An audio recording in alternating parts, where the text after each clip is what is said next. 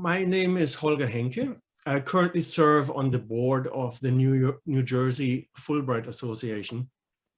And with us today is Dr. Terry Ann Jones.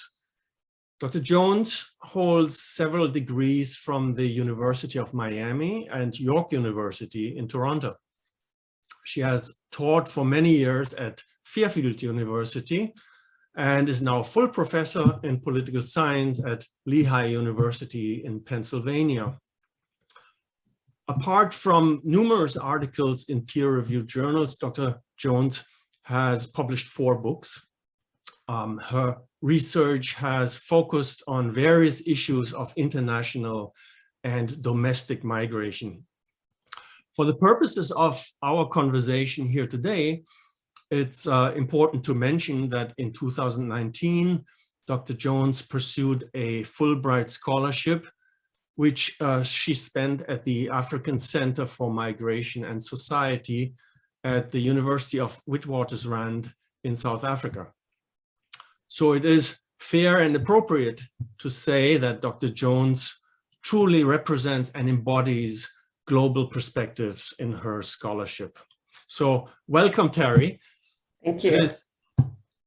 Glad to have you. It is so good to have you here today and have you share your insights and perspectives with us. I have a number of questions for you and really look forward to hearing what you can tell us. So why don't we start with you giving an introduction to your academic trajectory and tell us a bit about the formation and evolution of your research and scholarly curiosities. Sure.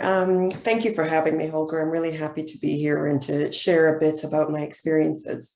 So I'm an interdisciplinary scholar, so I see myself as a migration scholar foremost, rather than a sociologist or a political scientist, although my work draws on both disciplines. I started off studying Jamaican immigrants in the United States and Canada, which was really born out of my own personal curiosity, being Jamaican born and having lived in the US and Canada, where I observed the different experiences of Black immigrants. Later on, I did a study on undocumented university students, and then another study on the internal migration of seasonal sugarcane workers in Brazil. So generally speaking, I would say that my work examines the intersection of race and migration, but from different geographic perspectives, different contexts, different national and transnational contexts. And so I don't consider myself a specialist on necessarily a specific area, but rather than migration, broadly speaking. Yeah, wow, that sounds fascinating. A lot of comparative perspectives there that you can bring together and a lot of experiences in your research there. Yeah. So 3 years ago, you obtained a Fulbright grant to pursue a research project that you proposed for being conducted in South Africa. Talk a little about this project, its contextual significance, and what were your findings? So I've long been fascinated by South Africa's ability to recover from a really tumultuous recent past. But I was also disturbed by the contemporary treatment of Black immigrants, specifically those from other parts of the African continent. I know that the overwhelming majority of South Africans are not involved in acts of violence or aggression against immigrants, nor do they condone it. But I really wanted to have in-depth conversations with South Africans from different walks of life, different races, ethnicities, different socioeconomic backgrounds, so that I could better understand and share with others what their attitudes are toward immigrants. And by doing that, to understand the underlying causes of any hostility that they indicate toward immigrants. What I found was that xenophobia isn't related to poverty or competition for resources, as some of the migration literature might suggest. In fact, 2 of the respondents who were most hostile to immigrants were also among the wealthiest. The most significant connection I found had to do with the apartheid experience. And I think, even though we associate South Africa with apartheid, often when we examine contemporary social problems there, we tend not to think about how recent the apartheid history is. And so those who were in exile during the struggle years in other countries and had experience being the outsider, being the immigrant, being the refugee, they tended to show much more empathy toward foreign nationals. There were also those who had never had the opportunity to travel outside of South Africa, but they had the desire to connect with other cultures. So they were also appalled by the negative attitude toward immigrants. However, those who were most negative toward immigrants were those who had no interest in cultures or experiences outside of South Africa. And so there's a term in the literature of South African exceptionalism.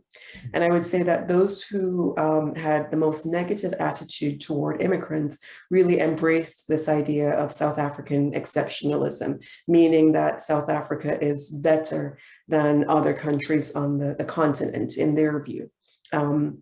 And so even then, there was not a single respondent who condoned the violent acts against immigrants. But I argue that it's not just the acts of physical violence that matter.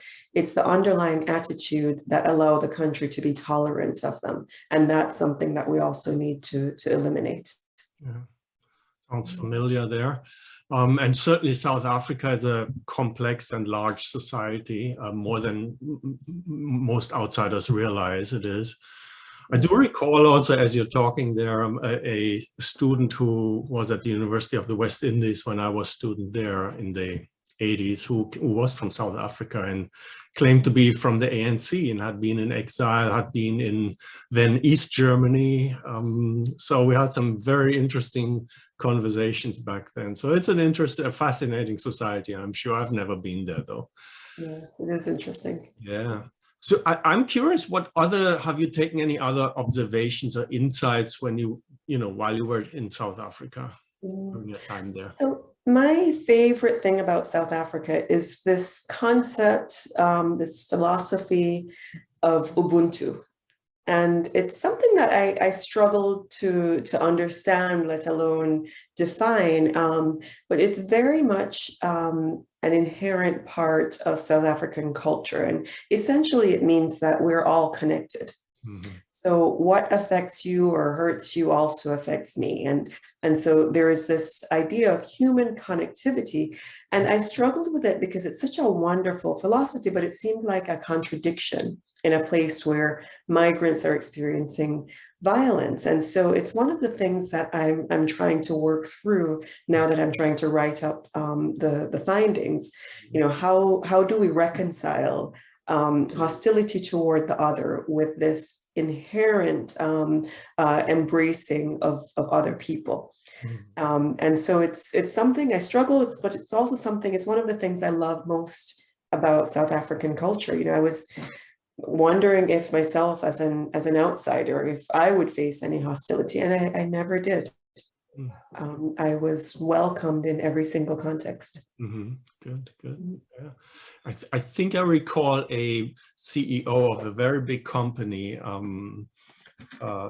may have been Starbucks, talking about this concept. Of course, that's a completely different conversation in that context, but that was an interesting talk he gave back in. But it's so good to hear you talk about that from your perspective and your experience. Was there any particular moment or event during that time when you were in South Africa that sort of has stuck in your memory that you want to share, perhaps? Absolutely. So much of my proposal was based on two major incidents of xenophobic violence, and these were in 2008 and 2015. And while I was there was another episode. And so I was able to not witness it in the sense of being in the location, but in the sense of being present in the country. And I found it remarkable, related to this idea of Ubuntu. It was really remarkable that many of the respondents, even some of those who expressed negative sentiment toward foreign nationals, actually reached out and were concerned my safety and express genuine concern for others who were involved in it. So again, it was a contradiction, but it was a reminder of how human people are, how complicated these relationships are with other people, but also with the major parts of one's culture. So it was a firsthand opportunity to see the contradictions that I was there to understand. So it really brought it all together for me.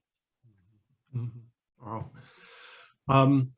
So maybe shifting a little bit the focus, do you have any tips or guidance for faculty or others, creative folks who might be interested in applying to a Fulbright program? Right. I would absolutely say go for it, of course, but I would also say start early. Start early. It's an incredible opportunity to do some meaningful research and also just to learn and to make personal connections. I made friends who I'm sure will be lifelong friends there. And I would say that give yourself the time to do that by getting some of the research done in advance. So start early with defining the project, with reading, being familiar with the literature, so that you're not doing all of that when you're in country.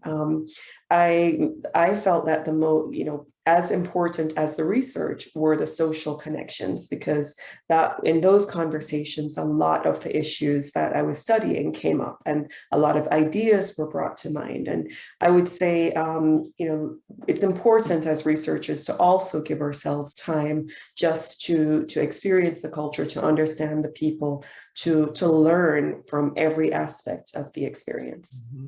Mm-hmm. I'm curious, did you do any teaching while you were there? I didn't teach. I was on a research scholarship, but I was at the university quite frequently because they had a very active weekly roundtable discussion, graduate students, faculty, fellows. And so I tended to be at the university quite often. Good, good. All right. So since last year, you have been now at Lehigh University. You're the director of the Africana Studies program.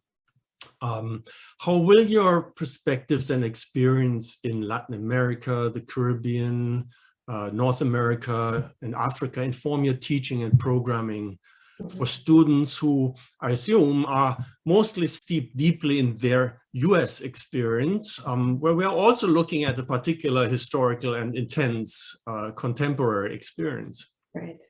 I can't tell you how many times students have shared with me that what they love the most about my classes are hearing about my experiences. So I love being able to share that with them, and I love that they're learning through it. But I'm also formalizing that. I am absolutely excited about this course I'm developing, which is called Race and Politics in Brazil, South Africa, and the United States. And this is where I'm pulling together all of these different areas where I've done research, because there are so many parallels. But then the nuances and the differences between them are also really important. So looking at the history and the historical and contemporary race relations in these three countries, I'm very much looking forward to that. Okay. Oh, good. That sounds fascinating. Do you have any guidance for students who are interested in pursuing graduate degrees in Africana studies? Well, I would absolutely say that this is the time. We've seen all the anger and frustration following the murder of George Floyd, and for some people may have wondered if that was simply a moment in time, but it really seems that it wasn't just something that happened last year and had this temporary heightened sense of activism, but I really feel that momentum has been generated that can fuel the growth of Africana studies programs and departments.